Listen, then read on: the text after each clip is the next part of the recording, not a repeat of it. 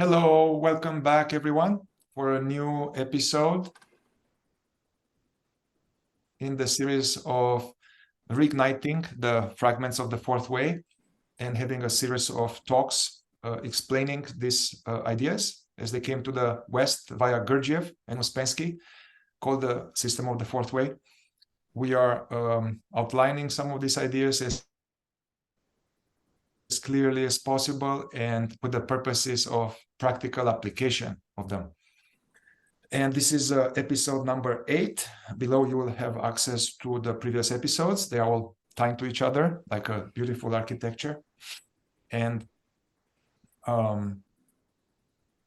also here you will find a link to Peter's website where you can find several of his books on the subject of fourth way as well as non-duality, and you can find my website, Circle of Being, Somatic Shadow Work.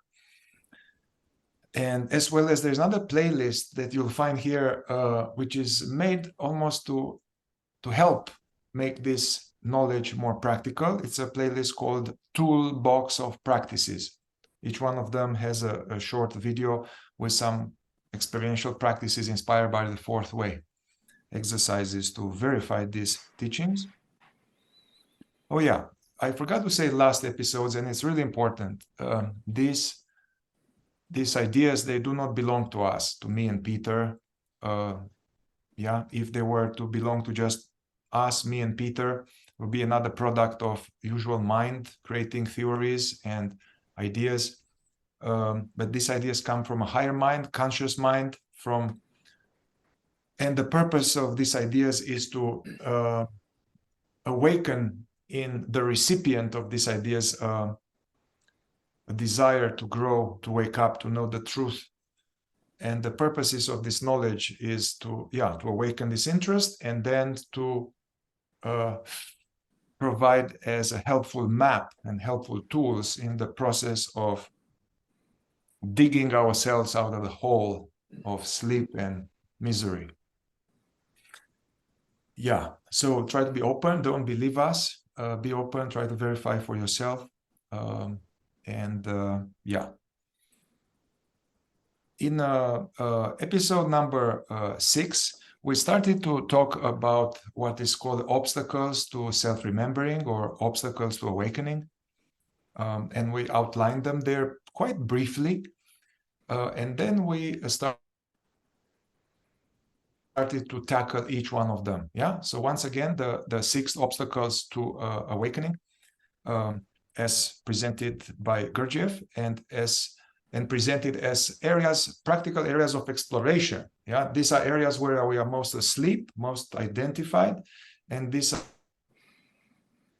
are all individual areas to tackle our unconsciousness.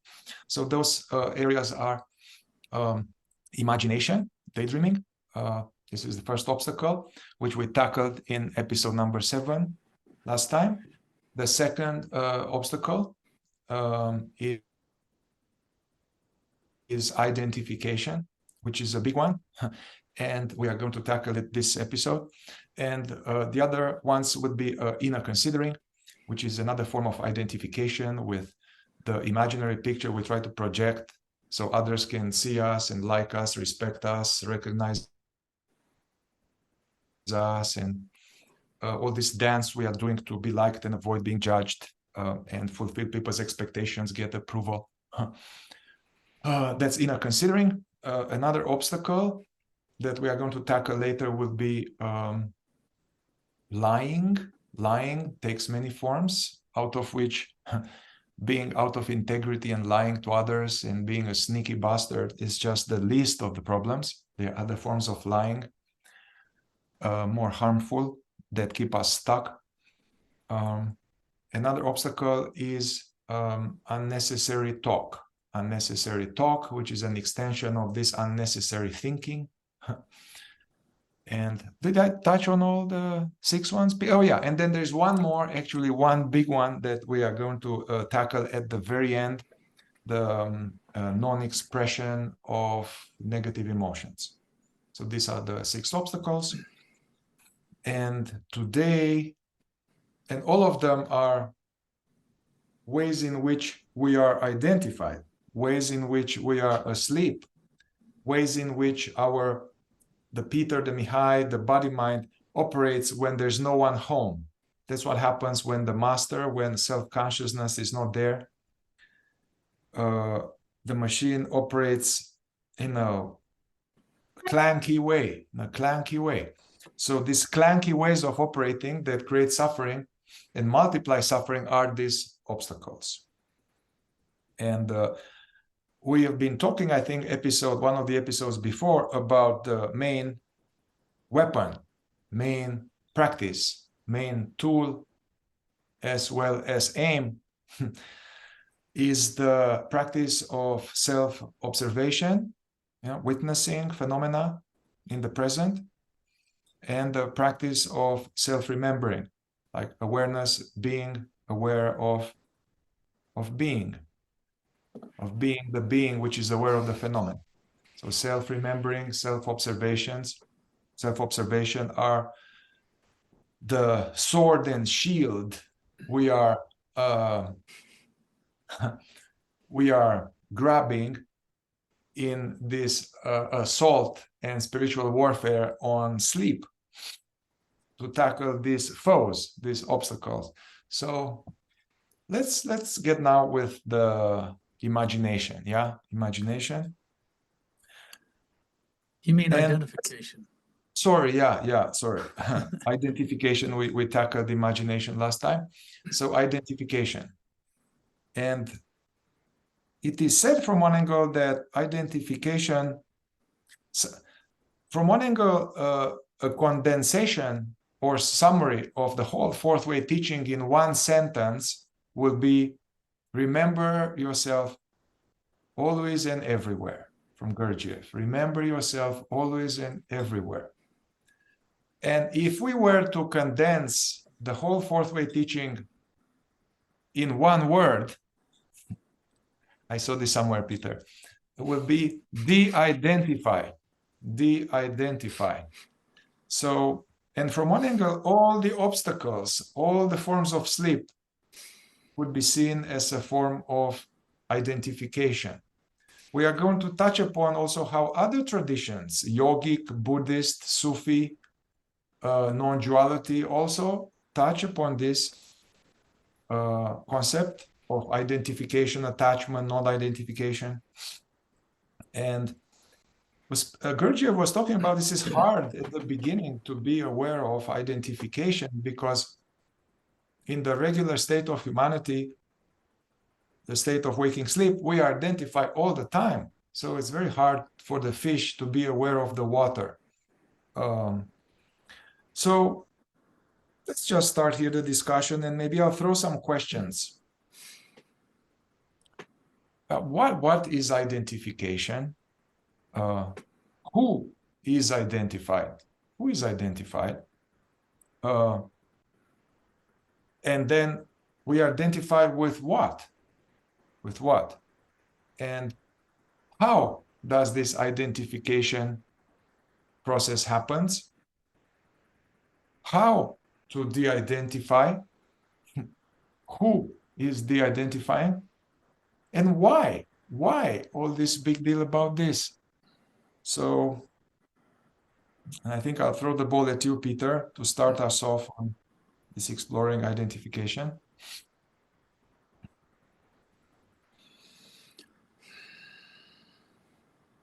Well, the first question you posed there, what is identification? And who is identified? I think that's a good place to start, because there are two aspects that are important to understand about identification. One is what identification is, and the other is the effect that identification has on us.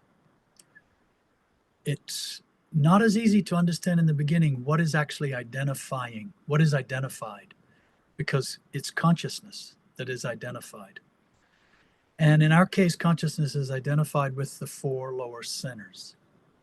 And with all their functioning and all the ides they produce, the thoughts, the emotions, the sensations, the movements, our decisions, our behavior, our actions, all of that. Our consciousness, not our consciousness even, consciousness identifies with that. and attaches itself to that. But what we can see in the beginning particularly is the effect it has on us. So what happens is when we are identified, and it's easier to understand it at first in slightly extreme instances. So for example, if I am identified in the moving center, my movements take on a frenetic pace. I'm trying to do a lot, too much in too short a time. My to-do list is endless. I'm nonstop. I have a hard time stopping on the weekends and doing nothing and just being. I'm uncomfortable on vacation because I feel like I need to be doing stuff. And this is the residue of identification in the moving center. It's lingering and it has a momentum, and it makes us uncomfortable. If I'm identified in the intellectual center, I may become overly passionate about an idea or a principle. Similarly, in the emotional center, I may become zealous about my religion. I may start to impose my religious beliefs or my political beliefs or my social or cultural or ideological beliefs on other people. There's this push out of me, this energy, and I'm attached to it. And most significantly, what's happening is it's causing a sense of I to form in more dense form. The sense of I becomes stronger the more identified we are. The feeling of I, me, my point of view, my beliefs, my need to get things done, my accomplishments. It's I, me. This starts to swell. It starts to become conflated in us. And it creates agitation, and it creates really disunification, because the four centers, if we are not identified, they're working more in harmony and in unity with each other. To the extent that we become identified, there begins to be disharmony and fragmentation. And now the energy in our centers is getting fouled up, and it's due to identification. But this brings us back to what is identified. Why is this happening? And the reason it's happening is consciousness, which is the finest energy, if you will, that we can imagine with our brain, with our mind. This fine energy is attaching itself to the lower centers and causing this agitation, this disharmony, this fragmentation. So here's how I see it. This is based on my experience of it. If you think of pure consciousness is just conscious. It's just conscious of being conscious. And it's not associated with a body or a mind, with lower four centers, a life. It's just consciousness. And what happens is that consciousness starts to descend, if you will, and take on a different flavor and different form. And now it actually becomes awareness. And from awareness, this same phenomenon becomes attention. And then that attention, it's going down, it's being pulled down. Attention becomes identification. And when we're identified, all of our attention, all of our consciousness has gone into awareness, has gone into attention, has now going into the thing we are aware of or attentive to. And we've established identity down here now in the thing we're identified with. That can be a thought, that can be an emotion, that can be a person, that can be a cause, that can be a career. It can be a negative emotion, it can be a lot of things.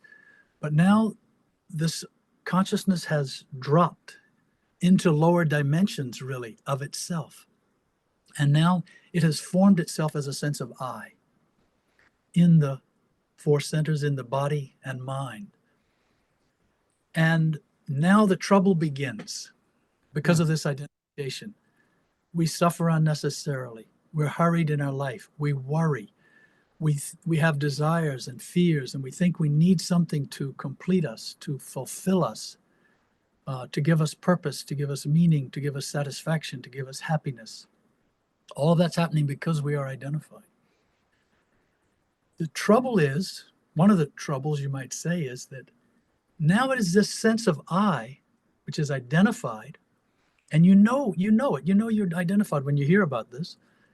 You can recognize it. And then what happens is we try from there to not be identified. And that's useful because now we're really what self-remembering is. Self-remembering is a reversal of that process I described. It's pulling out of identification, at least to the level of attention. And then it's pulling out of attention even. It's extracting a finer part of itself out of attention and becoming awareness, simple awareness. And then it's extracting itself even further, back to its source as just pure consciousness. So we can say that self-remembering and identification are simply opposite sides of the same coin. Mm. The more identified you are, the less conscious you are. The more conscious you are, the less identified you are. So back to the original question, what becomes identified? Consciousness.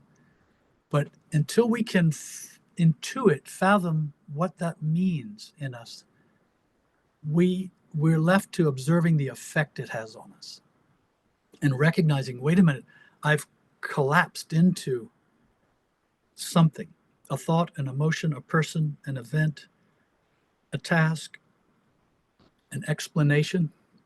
I've collapsed, and I don't want to stay collapsed. I want to extract. And awareness, consciousness, keeps extracting itself from lower dimensions of itself and realizing itself as the next higher dimension. And this keeps expanding. I'll stop there for now, Mihai. Toss it back to you. Yeah. I wanted to maybe clarify or remind even this term consciousness, just to make sure we are on the same page with our listeners. I define consciousness. It's not my definition, but as a good working definition of consciousness is that whatever it is which is real, which is hearing these words right now, whatever it is which is real, not imagined, which is perceiving, that which is the perceiver in chief, the perceiving in chief, so that we call consciousness. And if we do this work, and also the teachings, even if we don't do the work, the teachings, they propose this thing that actually consciousness in its pure form is impersonal. Is not like a body. Consciousness is not a body. Consciousness is not male. Consciousness is not white. Consciousness is not better than you or not good enough. Consciousness is not, it's an impersonal, it's an impersonal, universal, and so that's what we refer to as consciousness.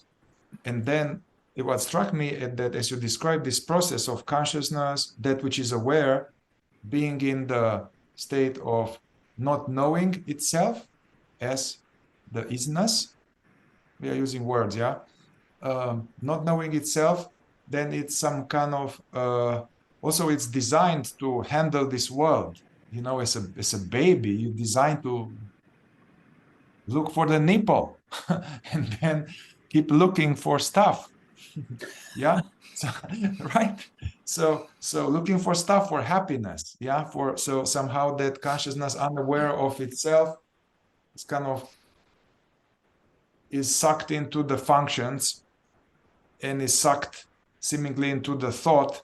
Now this thought becomes my thought. This thought becomes me. This thought is me.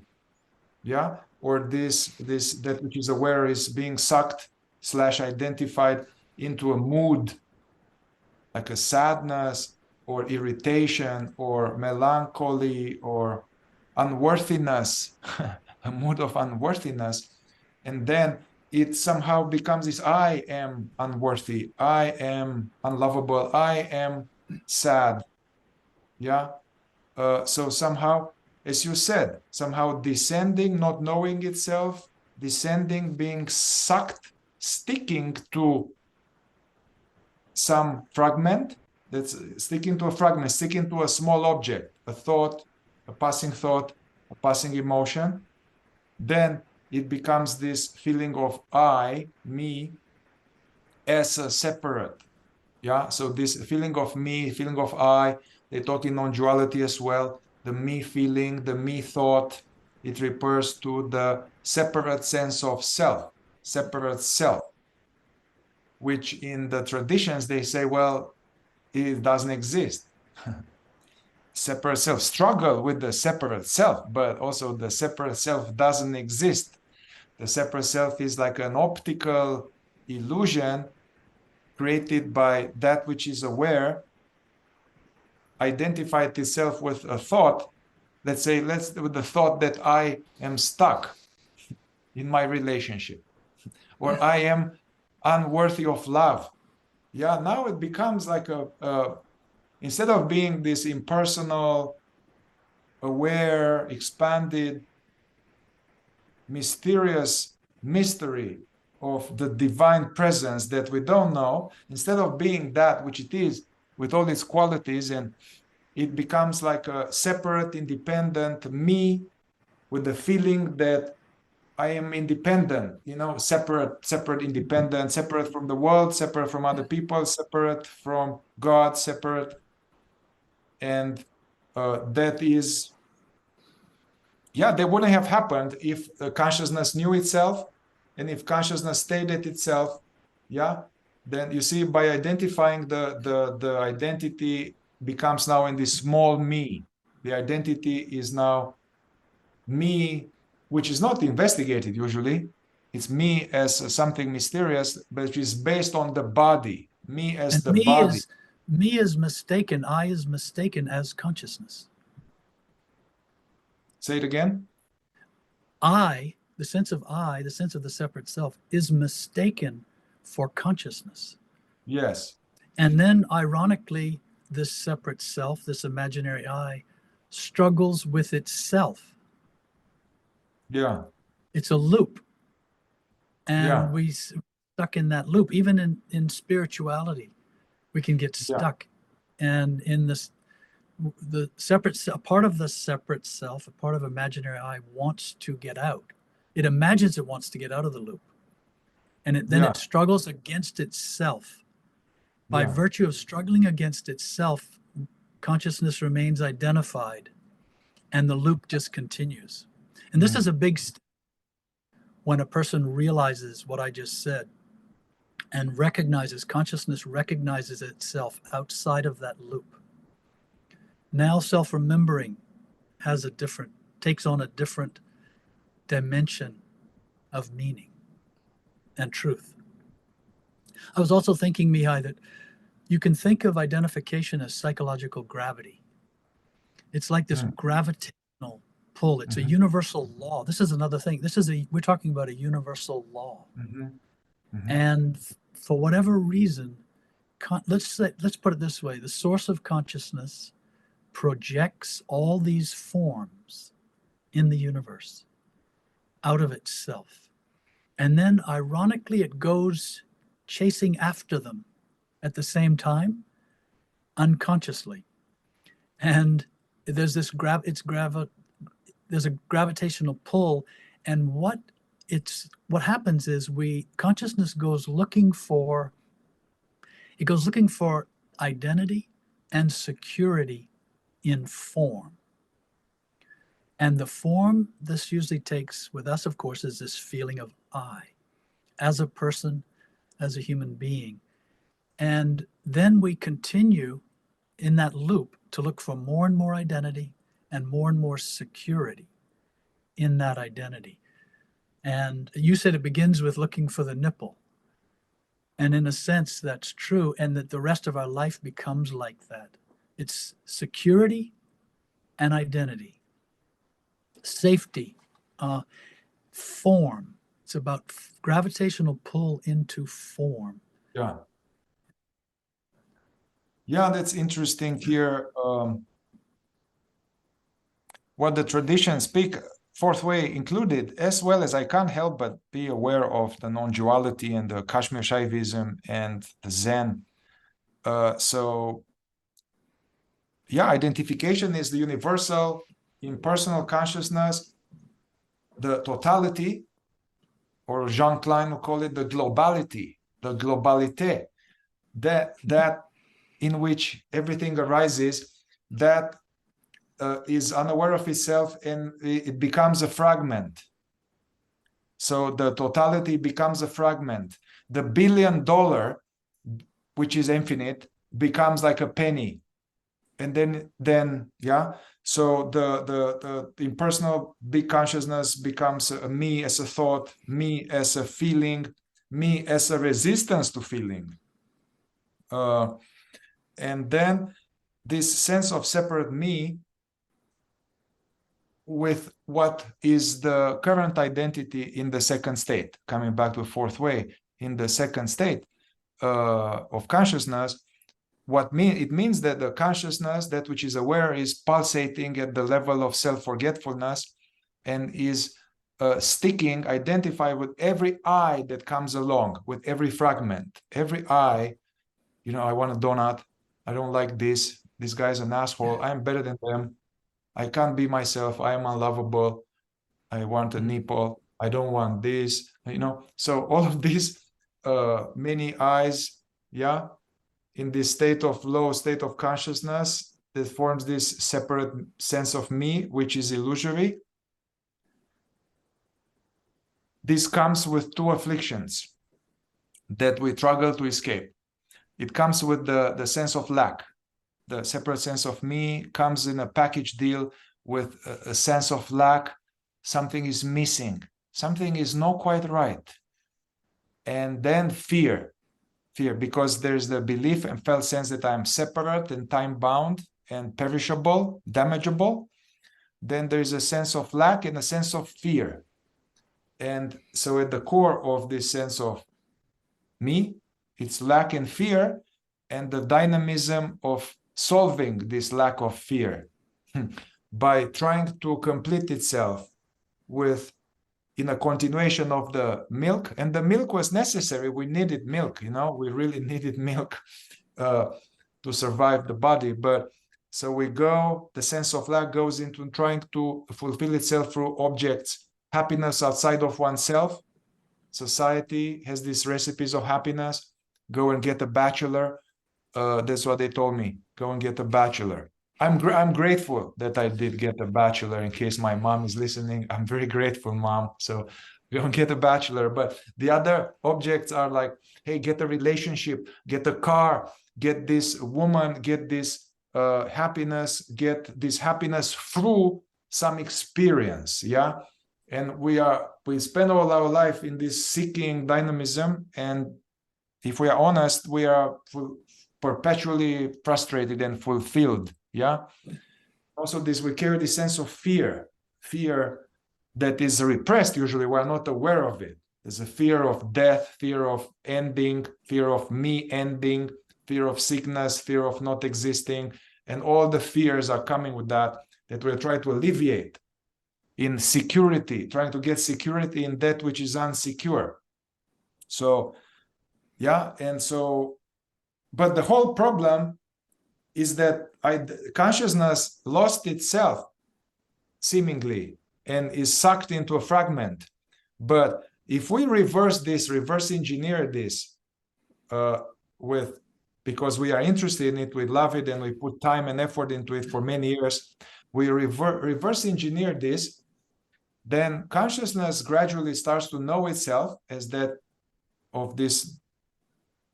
which is aware yet untouched. It's untouched by any thought. It's not scratched by any thought.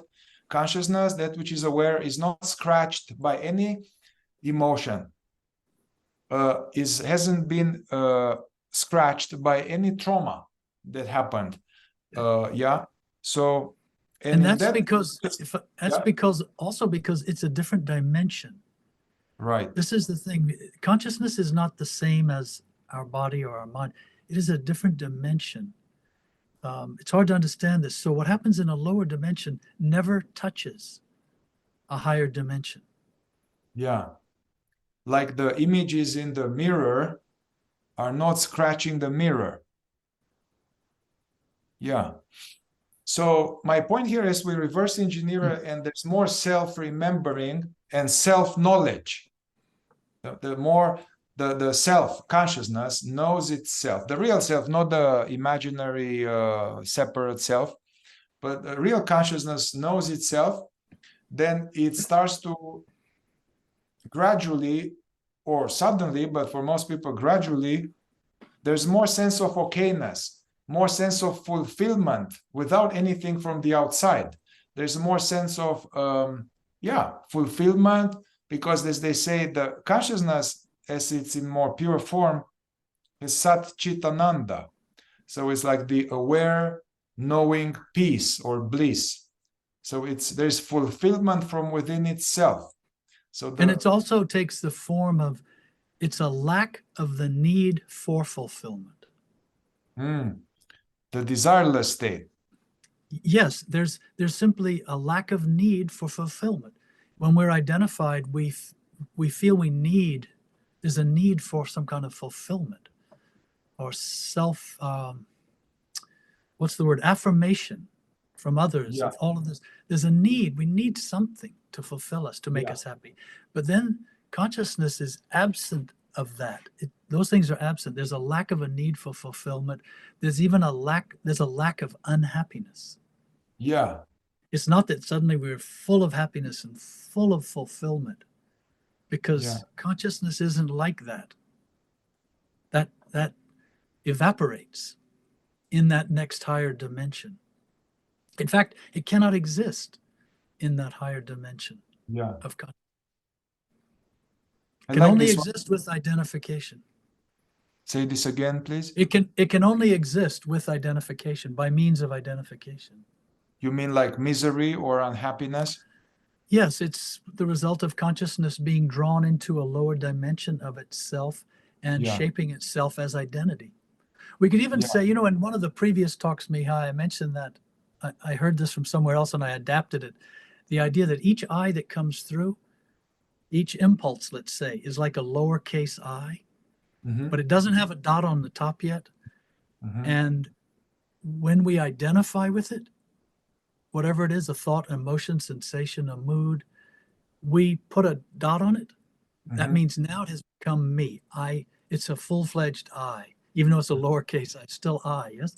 But with self-remembering, with presence, being consciously aware at the same time, when these impulses flow through us, instead we put above them an empty circle, which could represent consciousness, presence. And now there's no attachment. It's there, but the consciousness does not form itself around the thing as a sense of I, as a sense of me. We could even say, the fourth way doesn't say this, but it's fair to say this, that you could substitute, you could use the word identification as what is meant by the word I.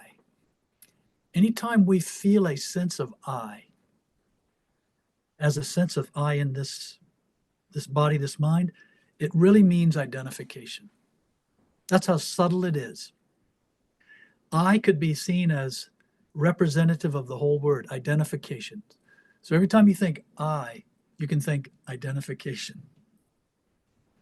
But, we've been talking sort of philosophically here, even though some of this may be very real for us about dimensions and all that, to be practical, to think about, well, what are some ways to start to see identification in my life? Some people, they think, I'm not identified.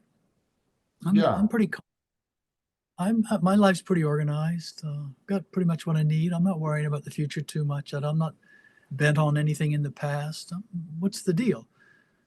But anytime, for example, we're feeling a little bit of agitation, the least bit of agitation is already a signal of identification.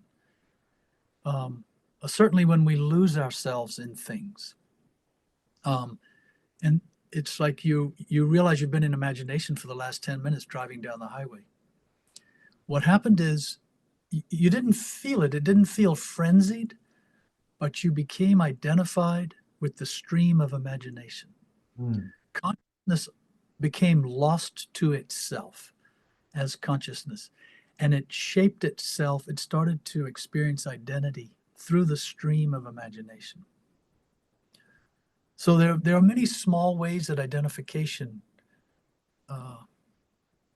catches and captures our consciousness and turns it into form and into these many different feelings of I. I will